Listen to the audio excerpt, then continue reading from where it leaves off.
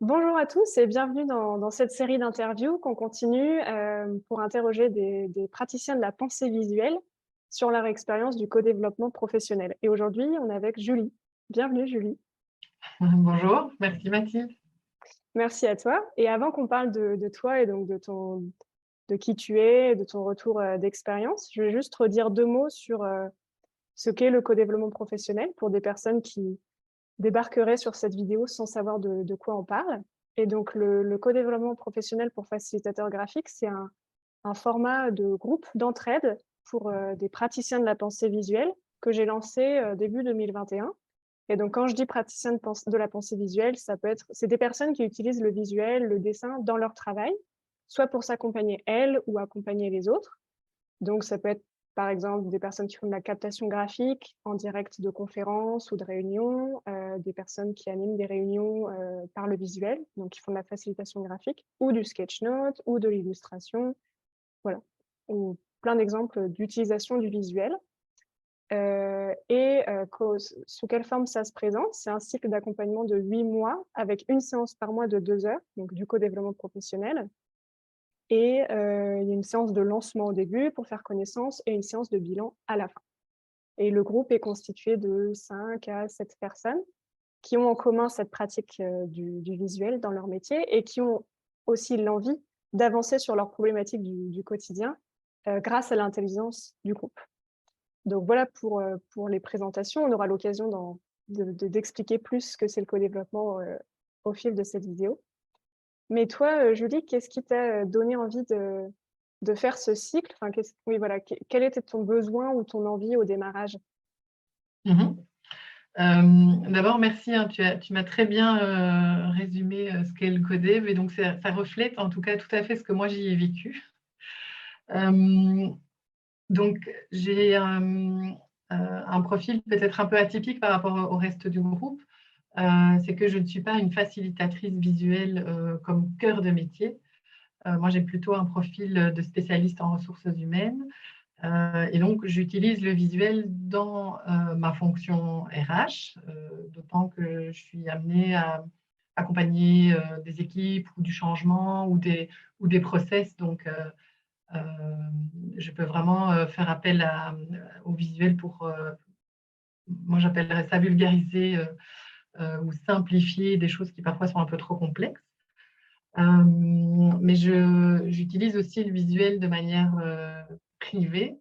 Ça, j'ai peut-être jamais montré beaucoup au groupe, mais j'ai fait pas mal pas, pas de caricatures de personnes, mais de caricatures de moments, croquer des choses de la vie et les faire ressortir de manière peut-être un peu ironique, parfois Mmh. sarcastique. Et puis, j'ai aussi utilisé là plus le dessin, pas le visuel au sens de communication, mais plus le dessin pour raconter une histoire d'un personnage que j'ai fait naître à travers justement un défi visuel qui était le Inktober. Donc, voilà, j'ai plusieurs facettes dans le visuel et j'ai plusieurs Mmh. facettes dans mon métier. Et ce qui m'a fait justement, du coup, pour arriver à répondre à ta question, ce qui m'a fait vouloir rejoindre le groupe, c'est que j'avais envie de me positionner, tiens, mais je fais quoi avec ça? Mmh. Est-ce que je reste RH qui fait du visuel? Est-ce que je deviens une indépendante en Belgique freelance qui se lance dans le visuel avec ma casquette aussi de communication, facilitation et vulgarisation. Enfin, j'aime bien parler de vulgarisation scientifique, donc mettre apporter de manière très simple donc ces concepts qui sont parfois un peu Mmh. rébarbatifs. Et donc, en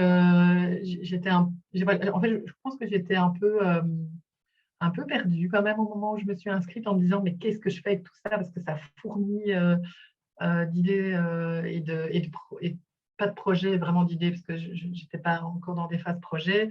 Ça allait dans tous les sens, de savoir vers quoi je vais avec le visuel parce que le visuel, c'est vraiment quelque chose qui doit faire partie de ma Mmh. vie. C'est un des morceaux dont j'ai besoin.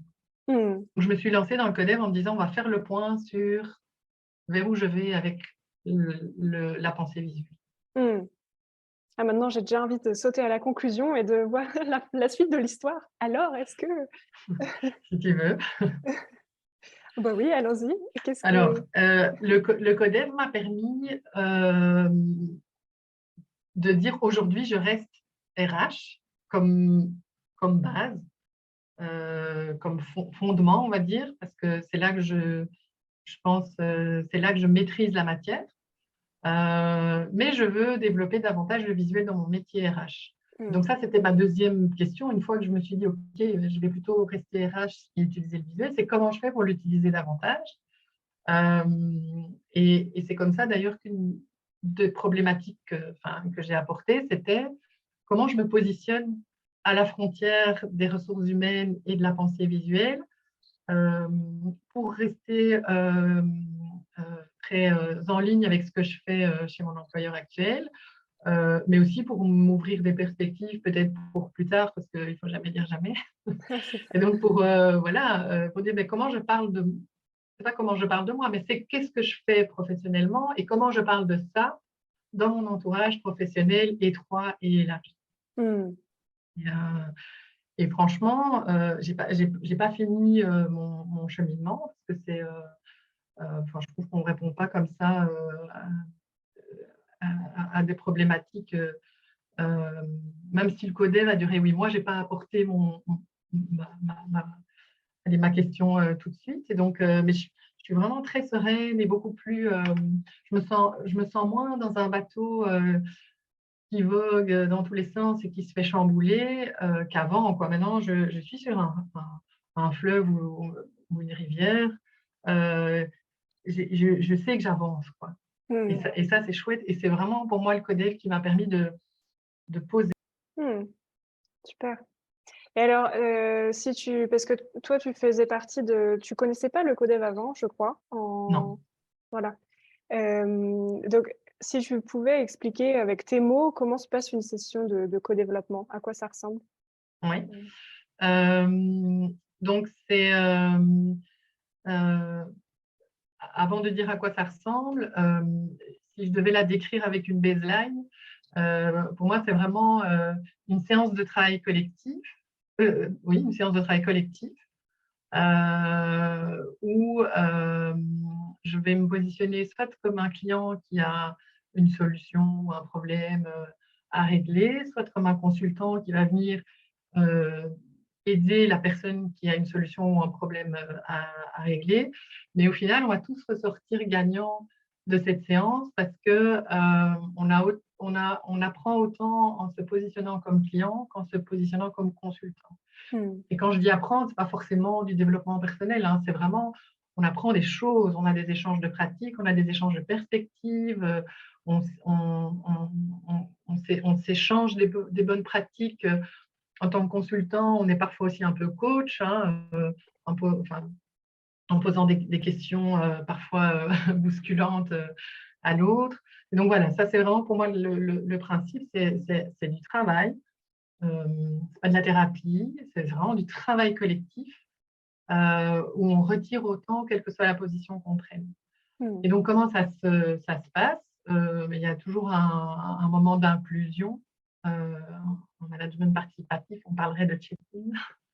De quoi, Mais je pardon? préfère de check-in, Oui? mais j'aime bien l'inclusion parce qu'on ne fait pas que prendre l'humeur des personnes. Euh, en toi, ce que tu arrives à faire, c'est à travers l'inclusion, c'est vraiment faire en sorte que le groupe reçoit un groupe. En fait, on est vraiment une équipe en co-développement. Donc, la définition de l'équipe, là, c'est ma casquette RH, c'est vraiment un groupe de personnes qui travaillent ensemble pour atteindre un objectif. Mmh. Et donc, pour moi, le groupe de Codev, c'est une équipe parce que l'objectif, c'est de C'est vrai. pouvoir tirer cette épine du pied de la personne et pouvoir l'aider avec ça. Ouais. Et l'inclusion, ça sert à reformer l'équipe parce que ça fait un mois qu'on ne s'est pas vu. Et donc, voilà, on a beau se suivre sur les réseaux, s'envoyer des petits messages entre-temps, il faut vraiment reformer cette équipe pour qu'après, la confiance nécessaire, voilà, pour qu'on puisse partager une problématique et puis partager aussi des trucs, des astuces, des vécus, Mmh. etc. Et donc, un moment d'inclusion et puis un moment où chacun va présenter, pas proposer, mais présenter la question ou je ne sais pas si tu as utilisé ce mot-là, mais le nœud devant lequel il se trouve pour le moment. Oui, c'est Euh, l'étape du choix du sujet où chacun peut apporter. oui, c'est ça, C'est pas l'étape de qu'un choix du problème sujet. d'ailleurs, ça peut être un projet. Oui, Tiens, j'ai envie de développer ça, je sais pas par où c'est commencer. pour ça que je parlais de nœud, en fait. C'est que ce n'est pas Mm, forcément un problème, c'est peut-être quelque chose qu'on a devant soi et qu'on ne sait pas par quel bout prendre, en fait. Et donc, mm, on n'est pas forcément en souffrance par rapport au sujet qu'on apporte. c'est ça. On est parfois simplement même trop enthousiaste et donc, en fait, on n'arrive pas à démarrer. Il y a ce moment de présentation des sujets où on l'explique très brièvement et puis on dit aussi, voilà, dans quelle mesure j'ai envie, moi, d'être client aujourd'hui. Est-ce que je suis motivée? Est-ce que j'ai l'énergie pour être client aujourd'hui? Enfin, ça, c'est ma compréhension à moi. Et Mhm. puis, dans quelle mesure voilà, ce sujet que j'avance vers vous est urgent pour moi ou pas. Et Mm, donc, en fonction de ça, on choisit ensemble un sujet à traiter et la personne qui finalement est mise en avant avec son sujet a toujours le droit, l'occasion de dire ah ben oui, je suis d'accord d'être client aujourd'hui. Eh bien non, je ne suis pas d'accord. Jusque-là, personne n'a refusé, mais en tout cas, cette liberté existe encore. Donc, c'est ça. j'ai l'impression qu'il y a pas mal de filets qui sont mis au cours de la séance pour que chacun se sente vraiment Oui, en confort, en zone de confort. et ça, c'est vraiment la force du. Donc, le co-développement, je reprécise que c'est une méthode qui vient du Québec, qui a été inventée par Claude Champagne et Adrien Payette. Et c'est vrai que c'est quelque chose sur lequel on insiste beaucoup dans le co-développement. Le client on prend soin du client et de son Mhm. sujet. Et donc, c'est pour ça qu'il y a toutes ces soupapes. On s'assure que il est OK.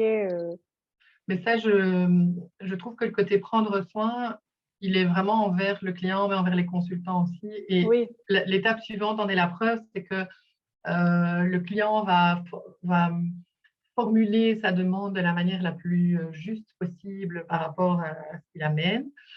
Et les consultants sont interrogés quant au fait que la manière dont c'est formulé est claire pour eux et ils se sentent aptes ou armés pour aider le client. Et Mmh. donc là, je trouve que enfin, j'imagine que c'est une des soupapes dont tu parlais du CODEF, mais c'est très intéressant comme approche. C'est quand même de dire à quelqu'un, est-ce que tu te sens apte à aider cette personne? On fait pas ça tout le temps. Alors, c'est clair que quand tu as une démarche commerciale, l'intérêt, c'est de bien comprendre le besoin de ton client parce que si tu ne l'as pas bien compris, tu réponds à côté. Donc, c'est bien de vérifier qu'on a bien compris la demande. Mais là aussi, on te demande si tu te sens, j'utilise le mot armé, je pense que tu as utilisé un mot plus doux que celui-là, mais est-ce que tu te sens vraiment confiant pour pouvoir aider cette personne, quoi? Donc, je Mmh. trouve que c'est une belle étape. Et Euh, d'ailleurs, dans toutes les sessions qui se sont passées depuis janvier, donc à chaque fois, on s'assure, donc tout le monde a quelque chose à dire. Mais à la fin, dans la phase des apprentissages, c'est toujours intéressant parce qu'il y a souvent une personne qui dit: «Ah, je pensais pas avoir forcément de quoi contribuer sur ce sujet en mm, particulier». Puis au final, je me suis aperçue que j'avais plein de choses à dire. Euh, et ça, c'est très riche parce que oui, avec l'énergie du groupe au fur et à mesure de la phase mm. de consultation, on réalise qu'en fait, on a des choses à dire et qu'elles peuvent aider le client et sa problématique. Oui, et il y a une vraie émulsion, en fait, par rapport en tout cas à des personnes qui disent oh, je ne sais pas trop si j'aurais quelque chose à dire. Je pense qu'il y a une vraie émulsion. Et ce qui s'est passé la séance dernière, d'ailleurs, c'est qu'il y avait vraiment des idées qui ont émergé des idées des autres, quoi. C'était très, très flagrant. Ça s'est passé dans une écoute, pour moi, de dingo, hein. J'avais même dit après, je trouve ça dingue, cette écoute qu'il y a entre nous. Mais on voyait vraiment que les idées étaient en train de naître sur base de ce qui se passait à ce moment-là, quoi. Donc, Hmm. alors après cette phase-là, mais il y a un exposé, enfin il n'y a pas un exposé, pardon, il y a une phase de questionnement, euh, de clarification par rapport au sujet qu'on apporte. L'idée étant de poser des questions ouvertes, neutres, pas jugeantes, mais qui permettent déjà à la personne finalement d'avoir une première. Là, je pense que c'est très coach hein, comme approche, une première prise de conscience. Et d'ailleurs, encore une fois, dans la dernière séance, il y a déjà eu dans le chef de la cliente des pièces du puzzle qui se sont assemblées dans cette phase de clarification par rapport à des Hmm. questions qui ont été posées. Ça s'est vu dans son non-verbal. Puis, si je ne me trompe pas, il y a une phase de consultation où là, en tant que consultant, donc chacun à son tour, et sur base d'une petite préparation individuelle, on va vraiment soit donner des conseils, positionner donc comme un consultant, soit partager des vécus. Et donc ça, c'est le côté aussi, enfin, l'importance d'être en confiance dans le groupe. Parce que partager son vécu et parfois parler de casserole qu'on traîne avec nous depuis longtemps, on ne fait pas ça avec des parfaits inconnus. Soit aussi simplement partager une expérience dont on a entendu parler. Donc, il y a parfois le côté un peu théorique, oui, je connais quelqu'un qui, mais en tout cas, je te partage ça. Et ce qui est très chouette, c'est que c'est une espèce de carrousel où chacun donne des idées et le client, à ce moment-là, n'a pas le droit de parler. En fait, ça, c'est très chouette parce que justement, ça permet de continuer à donner des idées. On devrait faire ça en fait, en commercial aussi, dire à son client, non, vous vous taisez, je vais donner plein d'idées, mais les enregistrer, puis vous prendrez celle qui vous plaît, puis ça fera 50 balles. Enfin, mais voilà, en tout cas, enfin, sans blague à part, c'est vraiment une chouette phase parce qu'il n'y a pas de oui mais ou de ah mais au fait, c'est juste, on donne, tu prends ou tu prends pas, et c'est OK si tu prends pas, et c'est même OK si tu prends en fait. Donc il y a cette phase de consultation. Parfois, c'est peut-être un peu dans le désordre, hein, ce que je dis. Et puis, il me semble qu'on va demander alors au client finalement comment il se sent et qu'est-ce qu'il retient, soit les 3 actions, soit les 3 idées qu'il retient là maintenant à chaud. Et alors, il y a une phase, c'est, j'avais noté, se donner des fleurs. Je ne sais pas si c'est comme ça que ça s'appelle. Mais donc, on va, par rapport au client qui est passé un peu sur le grill, en fait, hein, et en tout cas, allez, a eu l'humilité d'exposer sa demande, et la vulnérabilité plutôt que l'humilité, pardon. On va lui donner pas forcément feedback positif, mais en tout cas, partager avec lui 2 ressources qu'on voit qu'il a ou 2 points forts qu'on estime avoir observés chez lui. Et en fait, moi, c'est une phase qui me donne chaque fois la chair de poule. Ça, je crois que je ne voulais pas partager, mais parce que je trouve ça hyper... c'est autant beau de le recevoir que de le donner, quoi. Et ça fait du bien. Et ça, je précise juste Ouais. que c'est pas dans le co-développement original, il me semble, mais là où je me suis formée chez Codev & Co à Lyon, c'est quelque chose que les 2 facilitatrices ajoutent, Ah cette oui. phase de petites fleurs ou de petites étoiles, elles appellent ça, à la fin de la phase de consultation, et c'est vrai que c'est un sacré boost en énergie. Et ce qui est chouette aussi, c'est que c'est pas forcément donner du feedback à quelqu'un et de lui dire oui, moi je trouve que tu es comme ça, parce qu'on ne va pas se forcer, mais c'est aussi pouvoir dire simplement, mais en fait, dans tout ce que tu as exposé, moi je me rends compte que tu peux te reposer sur telle et telle et telle et telle ressource, et c'est un effet waouh. Et donc, j'aime bien ce côté de ne pas forcer non plus les choses, d'avoir une alternative. Jusqu'à présent, je ne me suis jamais reposée sur cette alternative-là, mais je pense que ça, c'est ma déformation, justement, ressources humaines, de donner du feedback sur plutôt les traits de personnalité ou les compétences. Mais en tout cas, il y a un fallback sur quelque chose de moins, peut-être... Oui, une ressource extérieure, oui, voilà. des alliés ou ouais. Ouais, tout à fait. C'est la phase des apprentissages, alors. Et là, chaque fois, je note le plus, le moins, et je fais une petite flèche vers le haut, comme ça, avec ce que j'ai appris. Et donc, c'est dire, voilà, qu'est-ce que j'ai aimé dans cette séance, qu'est-ce qui m'a manqué, et qu'est-ce que j'ai appris. Alors moi, le qu'est-ce que j'ai appris, je pense que si je refais un codeur avec toi, Mathilde, je vais l'utiliser différemment. Parce que souvent, c'est qu'est-ce que j'ai appris par rapport à moi-même, et ça, c'est vraiment une déformation. Mais je devrais aussi pouvoir dire, mais qu'est-ce que j'ai appris tout simplement, en fait. Oui. Ah ben tiens, j'ai appris qu'il existe tel modèle de je ne sais pas quoi, c'est hyper intéressant. Je sais pas, moi, par exemple, le slow motion Playmobil ou le stop motion Playmobil, par exemple, ben, c'est un apprentissage. Voilà, qu'est-ce que c'est, à quoi ça ressemble. Donc, très chouette, pour moi, très chouette petit moment, mais que je devrais utiliser différemment à l'avenir.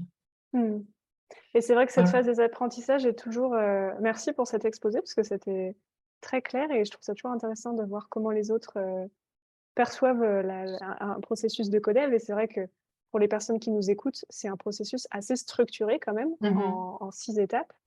Il y a même une 7e parce que quand on se voit 1 mois plus tard, on commence toujours par faire un peu le lien avec la personne qui était cliente Mhm. la dernière fois.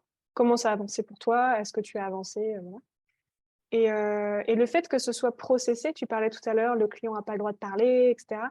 Ça permet, avec des contraintes, d'avoir plus de créativité et d'aller débloquer des choses qui, par juste un échange, on n'aurait pas pu aller aussi loin. Et donc il y a Mhm. cette profondeur du fait que ce soit un processus structuré que je trouve vraiment hyper puissante. Ouais. Et j'ai souri quand tu as parlé de cette 7e étape, parce que en fait, elle n'est pas intéressante que pour le client. Moi, à chaque fois qu'elle passe cette étape, je me fais oui, mais au fond, et moi, j'en suis où? Et donc, il y a pour moi un vrai miroir aussi, il est clairement non dit, hein, mais envers chacun, de dire mais c'est vrai, et toi, qu'est-ce que tu as fait aussi? Parce que c'est vrai que c'est, même si on est client le mois d'après, je ne pense pas qu'on ait pu forcément mettre tout en place parce que c'est vrai qu'on ne vient pas avec des problèmes ou des sujets ou des projets qui sont Mmh. de la taille d'un petit pois. Donc, Mmh. et en fait, c'est pas, tu me le demandes pas, mais je vais quand même te le dire. Si je devais avoir un slogan pour ce codev, et je l'avais même une fois dessiné, Mmh. j'avais noté donner, c'est recevoir. Pour moi, Mmh. ça, c'est vraiment la baseline parce que au plus on est généreux, je pense, dans un codev, généreux ou vulnérable, enfin, un peu, moi, enfin, peu importe les mots qu'on utilise, mais je pense vraiment au plus on peut en retirer, quoi. Voilà, comme ça. Donner, c'est recevoir. Et donc, tu vois, avec un petit carré et avec un petit serpentin, on fait un joli cadeau. Excellent. Ouais, Voilà. merci pour son partage. Et c'est vrai qu'on n'en a pas parlé ici parce qu'on a finalement exposé à quoi ressemblait une séance de co-développement et quels étaient ses avantages au final. Mais il y a quand même le côté visuel qui est le point commun entre vous tous. Mhm. Donc, à chaque fois, certains d'entre vous font leur prise de notes par le visuel et montrent ça, par exemple, à la phase d'apprentissage ou pendant la consultation en disant: «Ah bah, ton problème, ça m'a fait penser à ça et voilà, je te le montre». Et ça fait partie des cadeaux qu'on peut se faire aussi. Mhm. Oui, et je trouve en plus de ça, donc c'est vrai que c'est le point qui nous rassemble, mais c'est aussi un point où on peut vraiment, au-delà de dire à quelqu'un: «Ah, j'aime bien ce que tu as fait» ou quoi, c'est simplement s'inspirer par rapport aux personnes avec qui on est pour le moment en codev. Moi, je suis même carrément fière d'être d'être, je ne sais pas comment, collègue, team member, j'en sais rien, mais en tout cas, je les connais, quoi, et Mmh. je peux leur donner du feedback sur leur travail. Enfin, franchement, il y a une vraie relation entre pairs qui est, enfin, pour moi, qui a pas de prix, quoi. Ouais, Mmh. je ne sais pas comment l'exprimer. C'est même pas clair dans ma tête, mais c'est vraiment, je suis fière d'être en lien avec les différentes personnes, avec ces facilitateurs visuels de mon équipe de codec. Oui, oui, Voilà. oui, c'est joliment dit. Et Bisous les gars. ouais, c'est ça. Et Lionel, l'autre jour, parlait de petite famille, mais c'est vrai que Ah bon? Ah ouais, voilà. Oh, ah bah dans tu vois là, ça y est, j'ai la chair de poule. mais Merci. c'est toute la magie du co-développement, je trouve, c'est que Ouais. il y a vraiment des liens forts qui se créent. Mhm. Et Étonnamment, parce qu'en plus, on ne connaît pas grand-chose enfin, on commence petit à petit et à travers nos réunions, mais au départ, on ne connaît pas grand-chose de nos vies, ni professionnelles, ni privées, ni. Donc, mmh, j'aime bien le côté petite famille. C'est c'est chouette. ça, c'est ça. Super, bah, on va arriver Hein. tranquillement vers la fin de cet échange. Est-ce qu'il y a autre chose, que tu as envie d'ajouter sur ce que tu as vécu ou? Ben, enfin, j'ai le sentiment que mes attentes sont plus que remplies. Enfin, que le CODEV m'a apporté des choses auxquelles je ne m'attendais pas. Mmh. Notamment ce que je viens de dire, le fait d'être mis en présence avec des praticiens dont la pratique voilà, m'éblouit. Donc, il y avait une attente et il y avait aussi une non-attente, mais cette non-attente a été remplie Mmh. sans le savoir. Et Ah, parfois, on c'est fait une matrice génial. sur j'attendais quoi, j'ai eu quoi, j'attendais pas, j'ai pas eu. Enfin, il y a moyen de croiser tout. Euh, et je trouve qu'il y a vraiment pas mal de points qui sont remplis sans avoir été attendus au départ. Mmh. Ah, Avec, c'est génial. en ce qui me concerne, et ça c'est aussi un peu l'équipe, une équipe a une fin aussi, enfin un groupe en tout cas. Ici, c'est vraiment le groupe, ça va bientôt être la fin du groupe et ça me rend quand même un peu triste parce que Mmh. voilà, c'était un chouette groupe.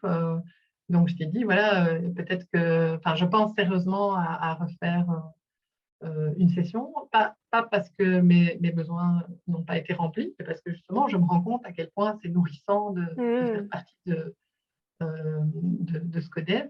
Je n'ai pas de référence en codev, mais j'ai quand même vu beaucoup de coachs, de facilitateurs, des bons, des mauvais, des très bons, des très mauvais. Et pour moi, dans ma courbe de Gauss, c'était dans les très bons. Donc, Merci voilà, Julie, ça me mais de touche. rien. Si tu veux, tu peux avoir la chair de poule. Oui, oui, oui, et d'ailleurs, j'apprends aussi parce que c'est pas facile pour moi de recevoir des compliments, donc Mm. merci Julie.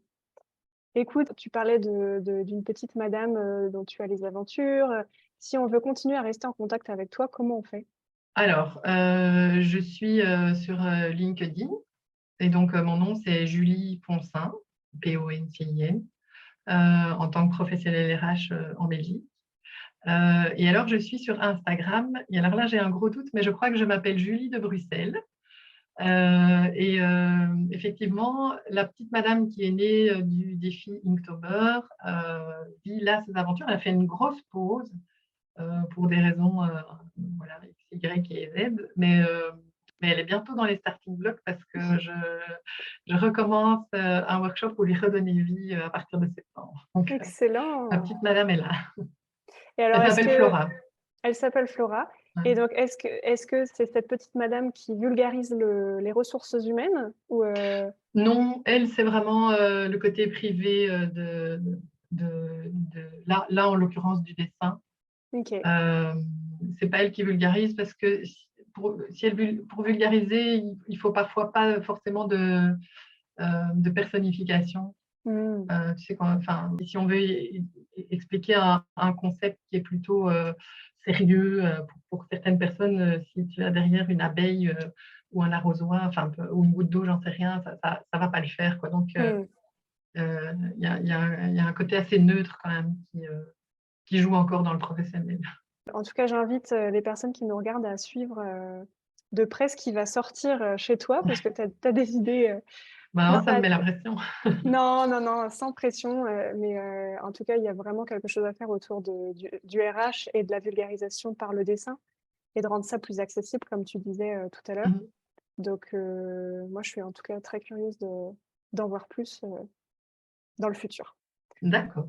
Merci Julie pour ce super chouette témoignage et puis je te dis à bientôt. À bientôt, Mathilde. Merci à toi.